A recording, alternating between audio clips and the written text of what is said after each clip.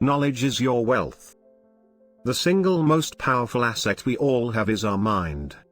If it is trained well, it can create enormous wealth in what seems to be an instant. I am concerned that too many people are focused too much on money and not on their greatest wealth, which is their education. If people are prepared to be flexible, keep an open mind and learn, they will grow richer and richer through the changes. If they think money will solve the problems, I am afraid those people will have a rough ride. Intelligence solves problems and produces money. Money without financial intelligence is money soon gone. Today, wealth is in information.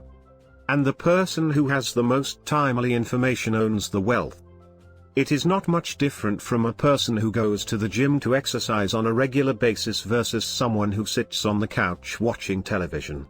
Proper physical exercise increases your chances of health, and proper mental exercise increases your chances for wealth. Laziness decreases both health and wealth. Know a little about a lot. In today's fast-changing world, it's not so much what you know anymore that counts, because often what you know is old. It is how fast you learn. Accounting is possibly the most confusing, boring subject in the world, but if you want to be rich long-term, it could be the most important subject. I recommend to young people to seek work for what they will learn, more than what they will earn.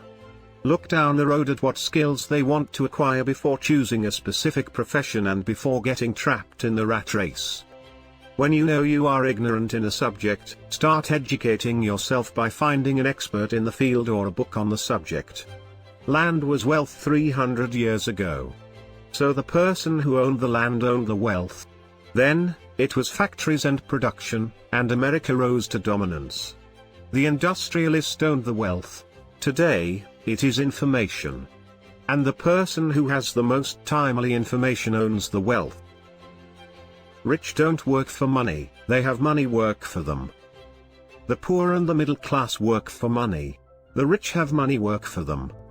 They get up every day and go work for money, not taking the time to ask the question, is there another way? If you work for money, you give the power to your employer. If money works for you, you keep the power and control it. Embrace change. I'd rather welcome change than cling to the past. Life is much like going to the gym. The most painful part is deciding to go. Once you get past that, it's easy.